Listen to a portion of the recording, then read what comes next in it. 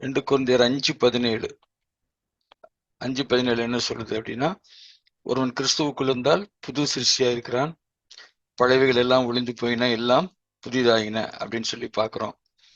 So எல்லாம் புதிதாயின, all things become நியூன்னு வருது, எல்லாம் புதிதாயின அப்படின்னு வாசிக்கிறோம். இன்னொரு வசனம் வாசிங்க, ரோமர்ல 12ஆம் அதிகாரம் 2வது வசனம் வாசிங்க. ரோமர் 12:2. நீங்கள் இந்த பிரபஞ்சத்திற்கு ஒத்த வேஷம் தெரியாமல் தேவனுடைய நன்மையையும் பிரியமும் பரிபூரணமான சித்தம் இன்னதென்று பகுத்தறியத்தக்கதாக உங்கள் மனம் புதிதாகிறதுனாலே மறுரூபமாகுங்கள். சோ இந்த இடத்துல நம்ம பார்க்கிறோம், மனம்ன்ற வார்த்தையை பார்க்கிறோம். மனம்ன்றது மைண்டு இல்லையா, அது சோலுக்குள்ள இருக்குது. இந்த இடத்துல இங்க புதிதாயினன்னு போட்டிருக்கு, புதிதாயின, எல்லாம் புதிதாயின. ஆனா இந்த இடத்துல மறுரூபம் ஆகுங்கள் அப்படின்னா என்ன அர்த்தம்? இன்னும் முடியலன்னு அர்த்தம், ப்ராசஸ். ஸோ ரட்சிக்கப்பட்ட பிறகு நம்ம கான்சென்ட்ரேட் பண்ண வேண்டிய ஒரு இடம் எதுனா நம்முடைய ஆத்மா. ஸோ மறுரூபம் ஆகணும். நம்முடைய ஆத்மா மறுரூபம் ஆகலைன்னா நம்முடைய ரட்சிப்பை முழுமையா நம்ம என்ன செய்ய முடியாது, அனுபவிக்க முடியாது. ஸோ அதை பற்றி நம்ம வரநாட்டில் படிக்கணும். அடுத்தது பார்த்தீங்கன்னா லெஃப்ட் அவுட் சரீரம்.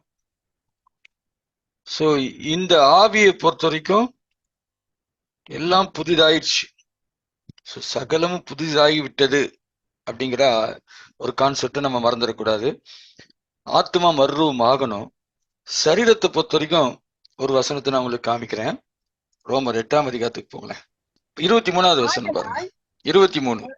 அதுவும் அல்லாமல் ஆவியின் முதற் பலன்களை பெற்ற நாமும் கூட நம்முடைய சரீர மீட்பாகிய புத்திர சுவீகாரம் வருகிறதற்கு காத்திருந்து நமக்குள்ளே தவிக்கிறோம். சோ இந்த வசனத்தை வாசிக்கும் போது நமக்கு என்ன புரியுது அப்படின்னா, சரீர மீட்பு, அது சரீர மீட்பு சால்வேஷன் சொல்லலாம், ரிடம்ஷன் சொல்லலாம். ஸோ நம்ம இதுல இருந்து நம்ம என்ன புரிந்து கொள்றோம் அப்படின்னா, நம்ம மீட்பு என்ற ஒன்று நம்முடைய ஆவியில முழுமையா ஆண்டவர் கொடுத்துட்டார், எல்லாம் புதுசாயிடுச்சு. ஆனா நம்முடைய ஆத்மாவுக்குள்ள இன்னும் புதிதாக வேண்டிய காரியம் இருக்குது. அது இப்ப நிகழ்காலத்தில் நடக்க வேண்டிய ஒன்று. ஆனால் எதிர்காலத்தில் நமக்கு சரீர மீட்பை கொடுக்க போகிறார். சரீர மீட்பு அப்படின்னு சொல்றது என்னன்னா, ஒரு விதத்துல நம்ம சொல்லணும்னா மரணம் இல்லாத ஒரு வாழ், ஐ மீன் சரீரம் இப்ப மறிக்கக்கூடிய தன்மையில் இருக்குது. ஏனென்றால் இந்த சரீரத்துக்குள்ள பாவ வல்லமை இருக்கிறது. நம்ம அதை பத்தி நம்ம ரோமர் 7:17 7:20 அதெல்லாம் வாசித்து பார்த்தீங்கன்னா, எனக்குள் வாசமா இருக்கிற பாவமே அப்படி செய்கிறது அப்படின்னு சொல்லி நம்ம வாசிக்கிறோம். ஸோ என்னைக்கு ஆதாமும் ஏவாளும் அந்த பழத்தை சாப்பிட்டாங்களோ, இந்த பழத்தை நீ சாப்பிட்டா சாகவே சாவா என்று சொன்னார். எனவே ஆண்டவர் அவருடைய வார்த்தையை மாற்ற முடியாது. அவர் சொன்னதுதான். ஸோ சாப்பிட்டதனுடைய விளைவு இன்னும் சரீரத்துல இருக்குது. அதனாலதான் நம்முடைய சரீரம், இந்த பாவ வல்லமை சரீரத்துக்குள்ள இருக்கிறதுனாலதான் நமக்கு இந்த சரீரத்துக்குள்ள வயதாகிற ஒரு காரியம். சரியா? அதெல்லாம் மரணம் நமக்குள்ள பலன் செய்கிறது நம்முடைய சரீரத்துல அப்படின்னு. இத சொல்லும் பொழுது நம்ம சரீரம் வியாதிப்பட்டு பலவீனப்பட்டு நம்ம இந்த உலகத்துல எப்ப சாவோன்னு நமக்கு தெரியாது அப்படிங்கிற ஒரு ஆங்கிள் நான் சொல்ல விரும்பல. ஏனென்றால் எல்லா மனிதனுக்குள்ளும் மரணம் கிரியை செய்தாலும் நமக்குள்ள கிறிஸ்துவின் ஜீவன் இருக்கிறதுனால, நம்ம ரோமர் 8:11 சொல்றபடி கிறிஸ்துவை மரித்தொழுந்து எழுப்பினருடைய ஆவி உங்களில் வாசமாயிருந்தால் சாவுக்கு ஏதுவான உங்கள் சரீரங்களை உயிர்ப்பிப்பார் அப்படின்னு வாசிக்கிறோம். எபேசியர் 1ஆம் அதிகாரத்துல 19வது வசனத்துல நம்ம வாசிக்கும் போது தெளிவா நமக்கு புரியுது, இந்த சரீரம் தேவனுடைய வல்லமையினால பலப்படுத்தப்பட முடியும்னு சொல்லி. அதனால நம்ம தேவனுடைய சித்தத்தை செஞ்சு முடிக்கிற வரைக்கும், தேவன் நமக்கு நியமித்திருக்கிற ஓட்டத்தை நம்ம ஓடி முடிக்கிற வரைக்கும், உதாரணத்துக்கு பவுலுடைய வாழ்க்கையில எத்தனையோ முறை மரணிக்க வேண்டிய ஒரு சூழ்நிலை வந்தாலும் அவர் மரிக்கவில்லை. ஏனென்றால் அந்த உள்ள இருக்கிற ஜீவன் அவருடைய கிரியை செய்து முடிக்கும் வரைக்கும் நமக்கு தேவையான பலத்தையும் சுகத்தையும் பாதுகாப்பையும் மரணத்தினின்று விடுதலையும் இல்லாட்டி மரணத்தை ஜெயிக்கக்கூடிய ஒரு ஆற்றலையும் நமக்குள்ள கொடுக்கக்கூடியதா இருக்குது. ஆனால் நம்ம புரிந்து கொள்ள வேண்டியது என்னன்னா, இந்த சரீர மீட்பு ஃபியூச்சர்ல நடக்க போகுதுன்னு. இதை நீங்க மைண்ட்ல வச்சுக்கோங்க. ஸோ இதை தான் நான் மெயினாக இப்போ சொல்லணும்னு நினைச்சேன். ஸோ அப்போ 3 காரியத்தை நம்ம இங்கே பார்க்குறோம். ஒன்று வந்து நம்முடைய ஆவி எந்த நிலையில இருக்குது அப்படின்னு சொல்லும்பொழுது, நம்முடைய ஆவி புதிதான நிலையில் இருக்குது. ஆத்மாவை பொறுத்த வரைக்கும் மறுரூபம் ஆக வேண்டிய ஒரு நிலையில் இருக்கிறது. அடுத்தது சரீரத்தை பொறுத்த வரைக்கும் அது சரீர மீட்புக்காக காத்து கொண்டிருக்கிறது அப்படிங்கிறத நம்ம புரிஞ்சுக்கணும். அப்ப இதுல இருந்து நம்ம என்ன தெரிஞ்சுக்கிறோம்னா, நம்ம ரட்சிக்கப்பட்டுட்டோம்னு சொன்னா ஒரு இடத்துல வேலை முடிஞ்சிருச்சு, இன்னொரு இடத்துல நடந்துட்டு இருக்குது, இன்னொரு இடத்துல நடக்க போகுது.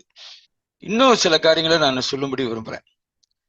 இந்த ஆவி என்று சொல்லக்கூடியதுதான் உள்ளான மனிதன் என்று வேதம் சொல்லுது. ஆவி என்று சொல்லக்கூடியதுதான் உள்ளான மனிதன். சரி, அப்ப நம்ம ஆக்சுவலா அன்னைக்கு லீடர்ஸ் மீட்டிங்ல நான் எடுத்தேன், இருந்தாலும் நான் திரும்பி அதை உங்களுக்கு விளக்கி சொல்றேன். இன்னொரு காரியத்தை உங்களுக்கு சொல்லும்படி விரும்புறேன். நீங்க 2 வசனங்களை நீங்க வாசிங்க. நீங்க யோவான்ல 4ஆம் அதிகாரத்துல 24வது வசனத்தை வாசித்தோம்னா, தேவன் எப்படி இருக்கிறாரு? ஆவியா இருக்கிறார். சோ மனிதனும் ஆவியின் தன்மையுடையவனாக இருக்கிறான். அந்த ஆவி, மனிதனுக்குள்ள இருக்கிற ஆவி என்று சொல்லக்கூடியது அதுதான் உள்ளான மனிதன், உண்மையான மனிதன். இந்த சரீரம் அல்ல நான், இந்த சரீரம் நான் வாழும் வீடு. அதை பத்தி நான் ஏற்கனவே சொல்லிக்கிறேன். இந்த சரீரத்துக்குள்ள 2 காரியம் இருக்குது. ஒண்ணு ஆத்மா, இன்னொன்னு ஆவி என்று சொல்லக்கூடியது. அதுல ஆவி என்று சொல்லக்கூடியதுதான் உண்மையான மனிதன். சோ நம்ம எதை கான்சென்ட்ரேட் பண்ணோம்னா, அந்த உள்ளான மனிதன் புதிதாயிடுச்சு, எல்லாம் புதிதாயின. ஒரு கிறிஸ்துவுக்குள் இருந்தால் புது சிருஷ்டியாக இருக்கிறான் அப்படின்னு நம்ம வாசிக்கிறோம். இன்னொரு வசனத்துல நீங்க 1 பேதுரு 2ஆம் அதிகாரத்துல புதிதாய் பிறந்த குழந்தைகளைப் போல திருவசனமாகிய அப்படின்னு வாசிக்கிறோம். அப்படின்னா கிறிஸ்துவுக்குள்ள பிறந்த புதிதான அந்த உள்ளான மனிதன் என்பவன் 2 நிலையில இருக்க முடியும். ஒன்று குழந்தை நிலையில இருக்க முடியும், இன்னொன்னு முதிர்ந்த நிலையில் இருக்க முடியும். பட் ஒவ்வொருத்தரும் கிறிஸ்துவுக்குள்ள வரும் பொழுது குழந்தை நிலையில தான் எல்லாருமே வர்றாங்க. குழந்தை நிலையிலிருந்து நம்ம என்ன செய்யணும்? முதிர்ந்த நிலைக்கு வளர வேண்டும் என்றால், எப்படி இந்த சரீரம் வளருவதற்கு நமக்கு ஆகாரம் தேவையோ, அது போல நம்முடைய உள்ளான மனிதன் வளருவதற்கு நமக்கு ஆவி தேவை, உணவு தேவை. சோ அந்த உணவு எது அப்படின்னு சொல்லி பார்க்கும்போது, நீங்க வேதத்துல நீங்க வாசித்து பார்த்தீங்கன்னா, நம்ம பல வசனங்களை நம்ம வாசிக்கலாம். இன்னொரு வசனத்தை நீங்க வாசிங்களேன், 2 வசனம். ஒண்ணு வந்து யோவான் 6ஆம் அதிகாரம் 63வது வசனத்தை வாசிங்க. அடுத்தது மத்தேயு 4ஆம் அதிகாரம் 3வது வசனத்தை வாசிங்க. ஆவியே உயிர்ப்பிக்கிறது, மாம்சமானது ஒன்றுக்கும் உதவாது. நான் உங்களுக்கு சொல்லுகிற வசனங்கள் ஆவியாயும் ஜீவனாயும் இருக்கிறது. ஆமென். ஓகே, நான் அதை உங்களுக்கு விளக்குறேன், அப்ப உங்களுக்கு நல்லா புரியும்.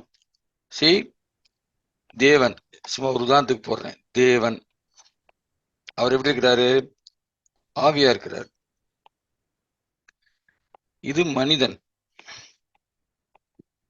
மனிதன் எப்படி இருக்கிறான்? ஆவியின் தன்மையுடையவனா இருக்கிற, ஆவியா இருக்கிறான்னு கூட சொல்லலாம். தேவன் சொல்லுகிற வார்த்தை எப்படி இருக்குது? ஆவியா இருக்குதுன்னு போட்டிருக்கு. ஆவி, அதை மட்டும் வச்சுக்கோ, ஆவியா இருக்குது, ஆவியா இருக்கிறது. சரி, ஓகே. இப்ப இன்னொரு வசனத்தை வாசிங்க.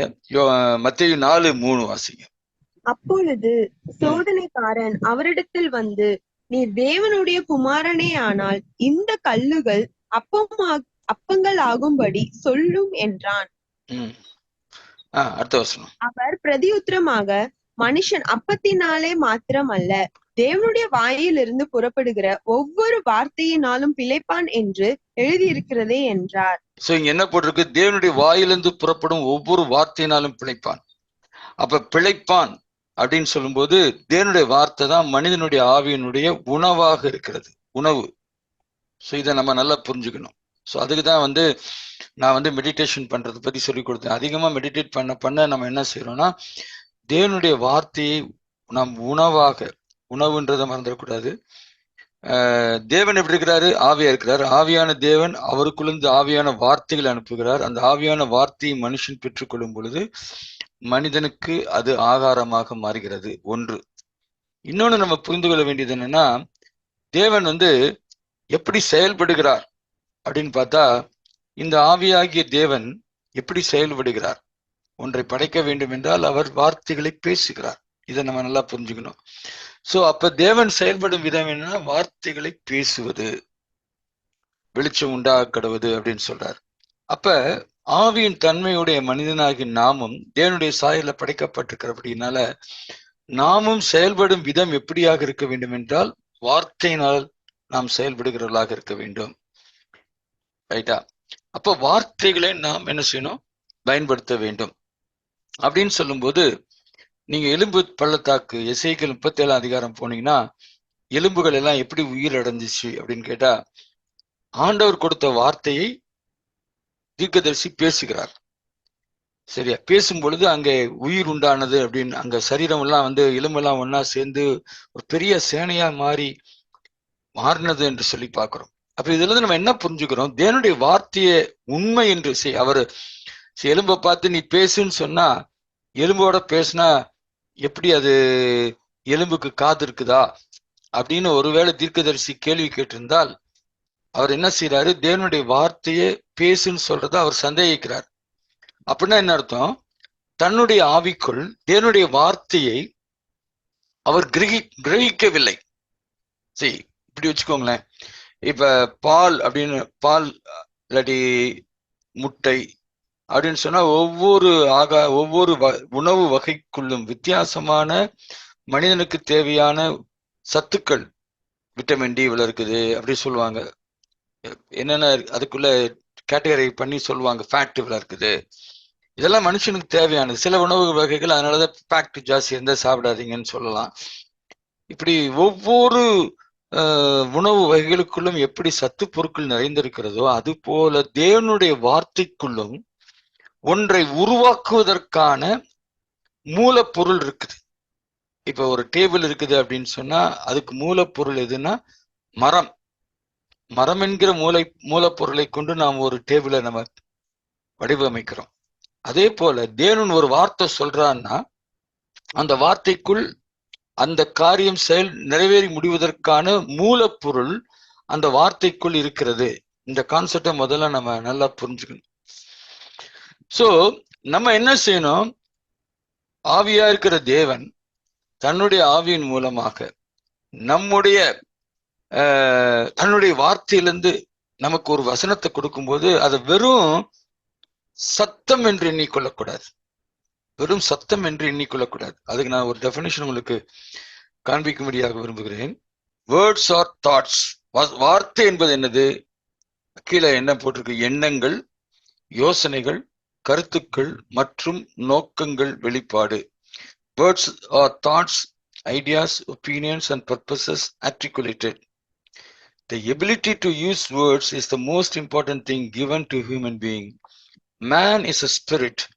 Therefore, the development of human spirit is only through God's word. Putting the word of God to work will make you an absolute success and help you.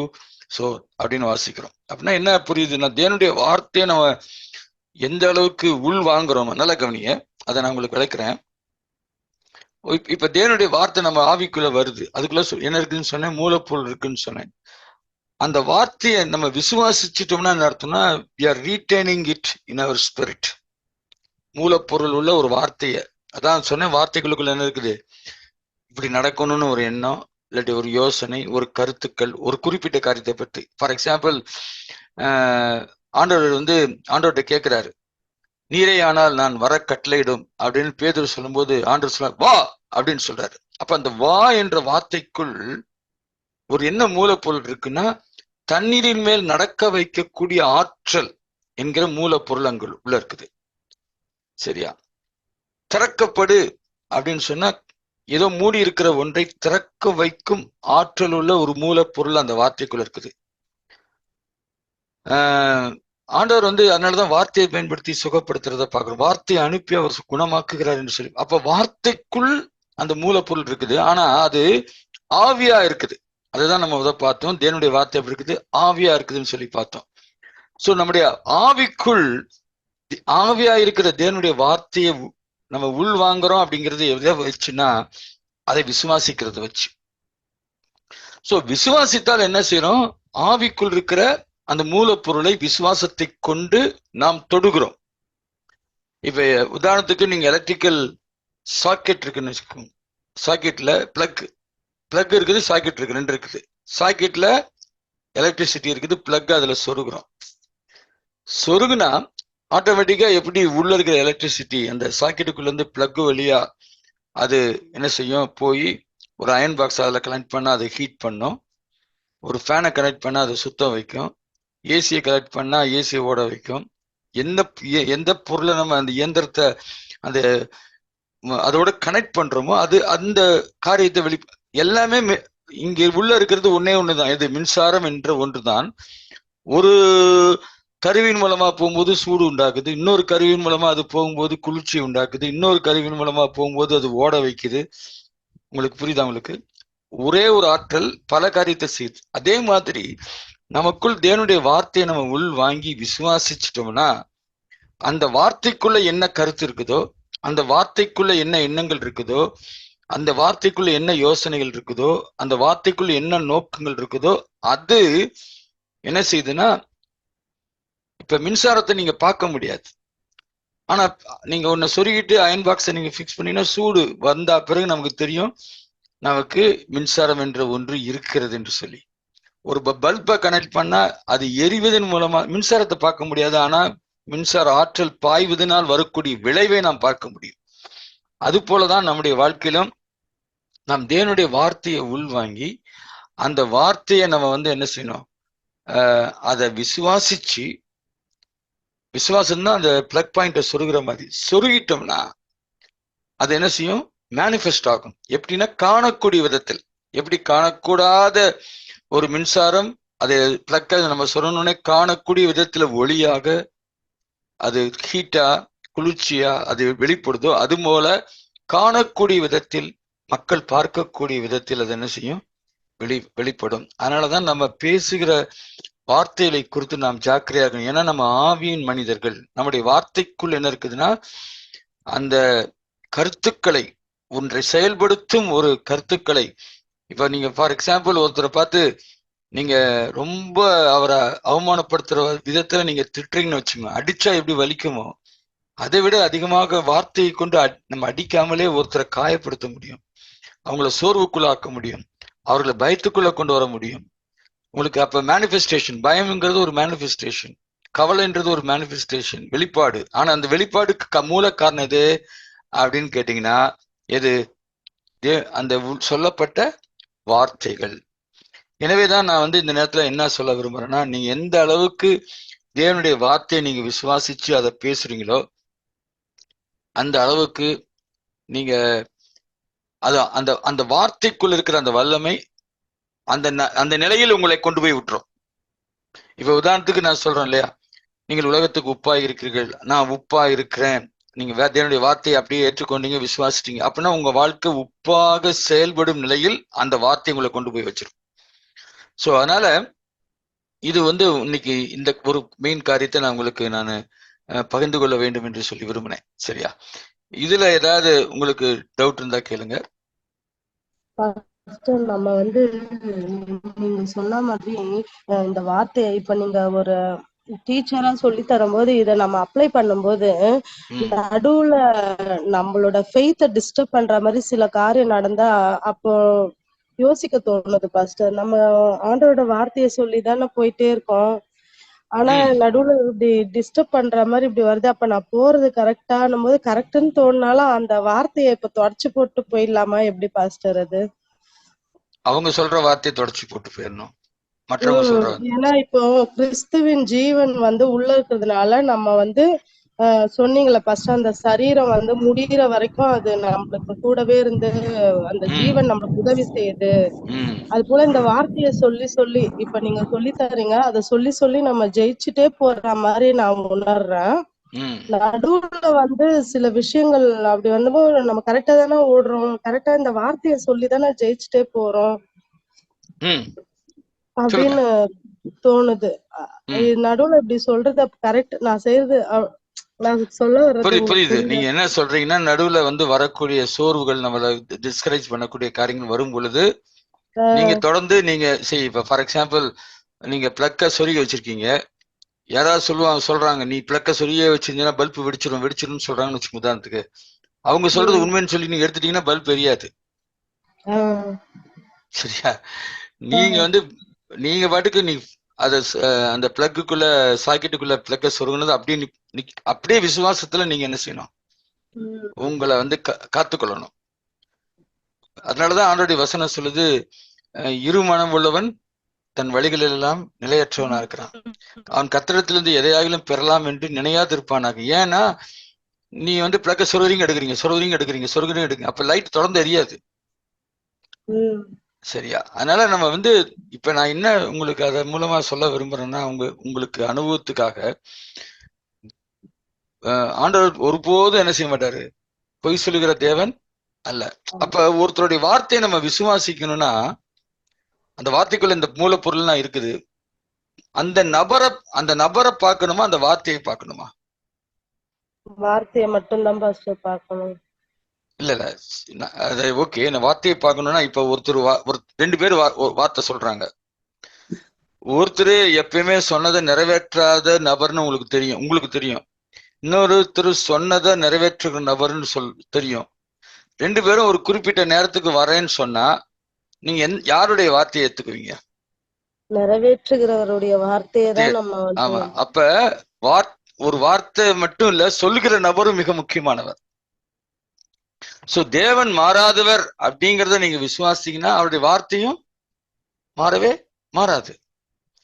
அப்ப உங்களுக்கு எங்க பிரச்சனை வருது, சந்தேகம் வருதுன்னா, அந்த வார்த்தையை நீங்க சந்தேகிக்கிறீங்கன்னு அர்த்தம் இல்ல, அந்த நபரையே நீங்க சந்தேகிக்கிறீங்க. மாறிடுவாரோ, சொல்லாம போயிடுவாரோ, ஏமாத்திடுவாரோ. புரியுதா உங்களுக்கு? சோ அதனால விசுவாசத்துக்கு நீங்க எதை பார்க்கணும்? வார்த்தையில எதை பார்க்கணும்? யார் சொன்னான்னு பார்க்கணும். யார் சொன்னான்னு பார்த்தா உங்களுக்கு விசுவாசம் குறையவே குறையாது. சரியா?